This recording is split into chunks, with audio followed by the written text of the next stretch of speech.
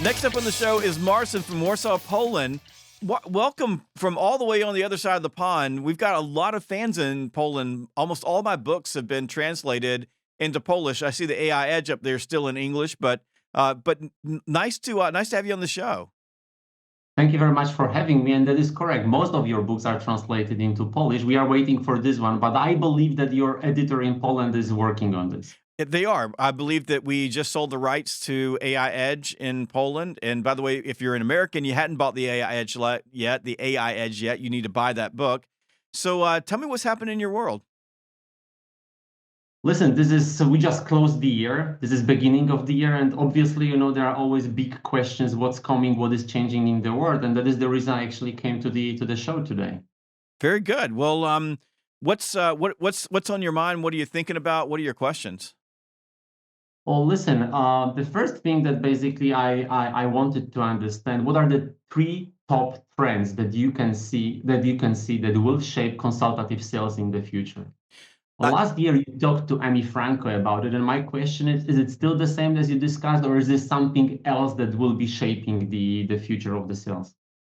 well, let's break it down. I think because you've got the AI Edge back there, I think number one is AI is certainly going to be shaping what we do in sales. There's no doubt about it. It already is. It's going to be shaping it, I think, in different ways than people expect, but I think it's going to be there. And I think because AI is going to shape the way we spend our time and our access to information and the speed at which we're able to operate, it's going to take away a lot of the repetitive tasks for us. It's also going to make data a lot more accessible. So one of the things we have to think about with AI is that we, from a data collection standpoint, where are we collecting data? How are we using AI to organize that data? And how are we getting the data in a format that AI can organize it for us? And then primarily, how are we tapping into AI to give us insight on that data and then use that data as an agent to help us build proposals or to think about what buyers we should be talking to right now or help us build better lists or to surface information when we have a deal, let's say a complex deal that is maybe in jeopardy or not advancing, or there's another party that might be involved that we don't know about. AI can do all those things. At the same time, one of the major trends is that in consultative selling, we are seeing, and we're seeing this happen fast, there is a move back to humanity. And I was just on a call 2 days ago with a CEO of a big software company out in California. We're going out and spending some time with their team. We're doing a keynote at their sales kickoff meeting. And he said, the one thing that we know to be true is that we have to be more human. That our competitive edge in the future is going to be our ability to spend more time with human beings, ask better questions, build relationships, show empathy.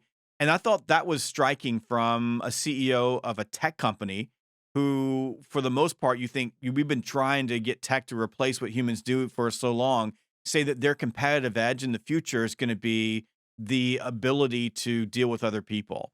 And then I think from a complex selling standpoint, what we're going to find is that in consultative selling is because AI is driving a lot of change in technology, and it's also lifting salespeople up and making us more important than ever before, primarily because we need to build relationships, and relationships, our ability to work with each other in real time. This is what's real and what sets us apart and it's a competitive edge.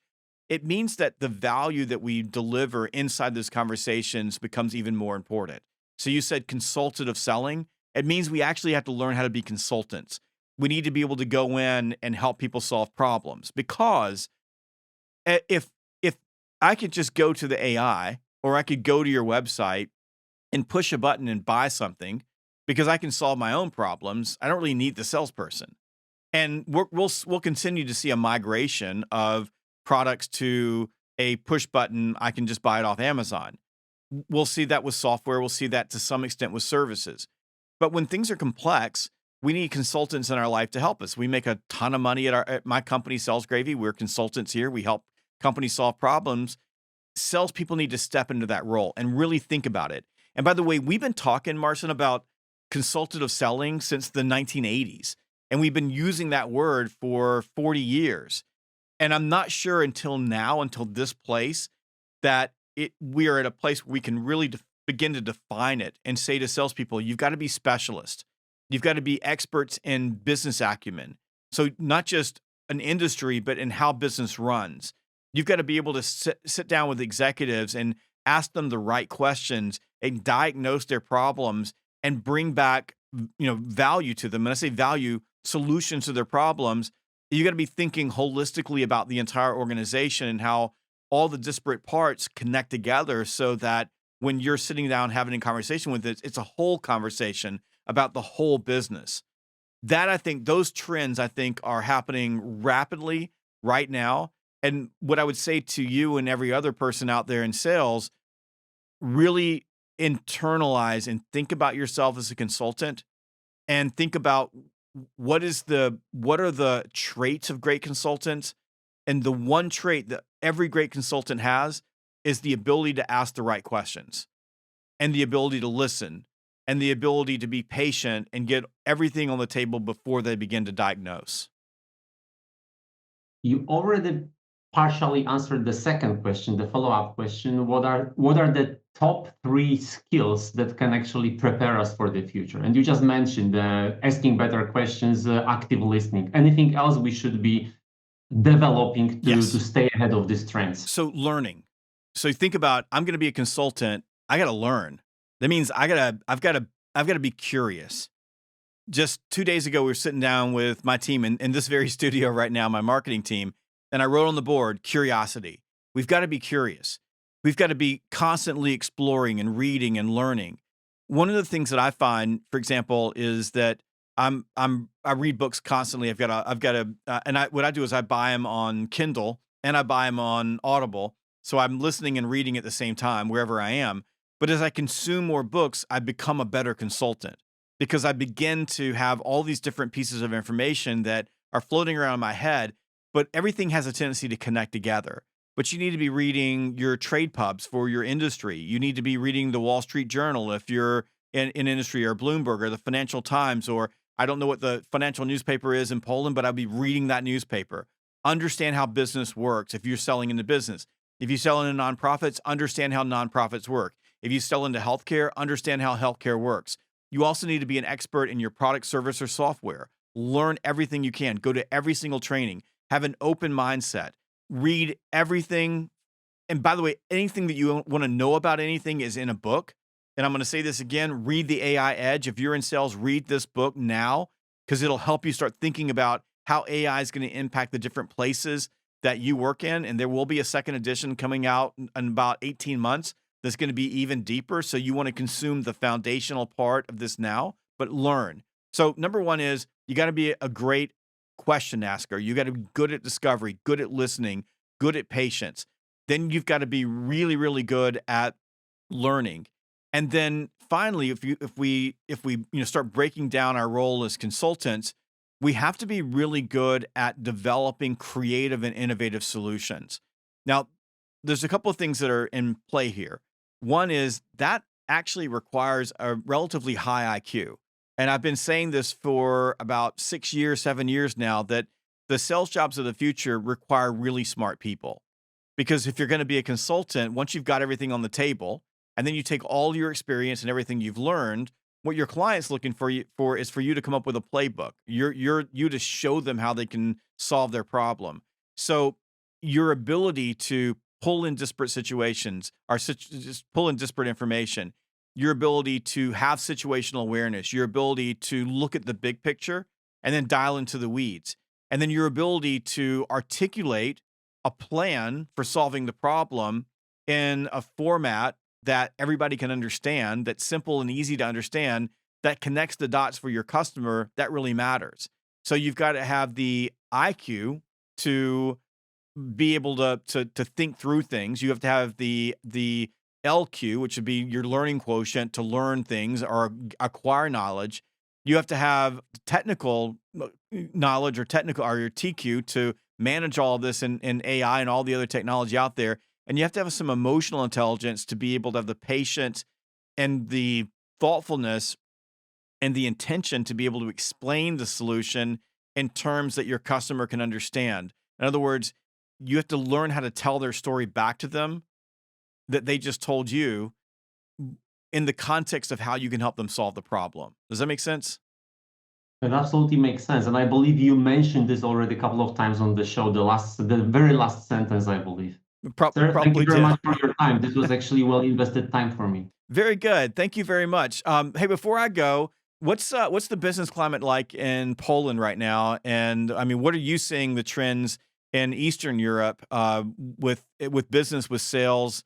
And I know y'all have the politics over there is just nuts right now with all the things happening in Ukraine. Listen, I'm actually responsible for Poland, Spain, Italy, and UK. And Poland for us is growing, so the climate is okay. It's not ideal, right? So we can see that there is a small slowdown in the last couple of months. But if we look at the document business that I represent, it was growing for us in the last quarters, which is positive. Yet we can see that in more and more countries in Europe right now, there is expected slowdown, right? Really? So people are getting cautious. So as a business person, if you're looking ahead and you're seeing that there's an expected slowdown, what steps are you taking to get ahead of that curve or to mitigate that in your own business so that you don't get impacted by the slowdown? Listen, what we have seen historically is that whenever companies are in the saving mode, the solution that we offer actually helps them to save some money. So this was normally for us historically quite good time. So we didn't really feel the recession that badly as anyone else. But we have a couple of other trends on the market as well. So not only the economical slowdown, but there are some challenges happening in the generations that basically take decisions right now in the offices, right? That might be impacting us in the next couple of years, and that is basically something for what we are getting ready right Yeah. now. How will we cater for the new generation of decision makers? Yeah, we're seeing that as well, and we're having those conversations with our own customers around. There's a generational shift that's happening right now with decision makers and the people you're dealing with, and one generation moves a little slower than the next generation, and we're having to coach salespeople who are my age who are now dealing with Gen Zs and millennials to move along just a little bit faster. And what I'm seeing, at least in the U.S., is that there's a level of expectation with both Gen Zs and millennials that when you walk through their door, that you're prepared to have a conversation, and it's a lot less fluff. It is let's get down to business, and it's been interesting to watch. I kind of like it for me because it fits with the way I like to do business. Let's just get down to business. But some of the reps that we work with who are used to a longer term relationship building process I've struggled with the abruptness of let's do business first, then we'll do the relationship. I think we see similar changes right now, but looking at Europe, you have some cultural differences between different markets. In some of the markets like Spain or Italy, building this rapport, building this cultural context is actually quite important when doing business. And this actually took me quite some time to understand that you cannot basically copy and paste how you Yes. sell in Poland or in UK to the other markets.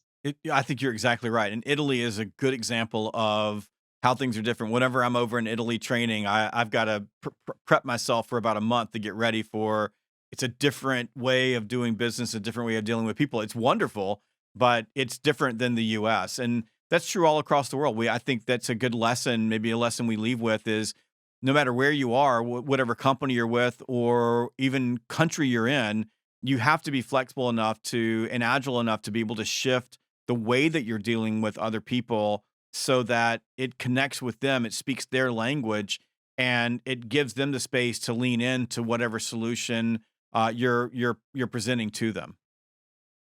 Absolutely, Very good. absolutely. Well, Marcin, Whenever thank you you. travel in Europe, I can recommend you actually a great book that you could read on your. I believe you are using Remarkable. That is the reason I bought it. Anyways, uh, there is a book called Culture Map Culture based Map. on the data. Absolutely great book. Wonderful. Culture Map. I'll check that out. I'm glad that you bought a Remarkable. Remarkable owes me a lot of money. I've sold so many of those devices. I love my Remarkable. You were my second touch point or third touch point, and I said, okay, that's enough. I'm Yep. buying it. Right? Very good. Very good.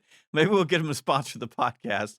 Marcin, thank you so much. I appreciate it. Say hello to all our friends over in Poland, and I will see you next time on the Sales Gravy podcast. Thank you so much for watching this video. Please make sure to click like and subscribe so you never miss a single video. And if you want more sales training content, go to learn.salesgravy.com.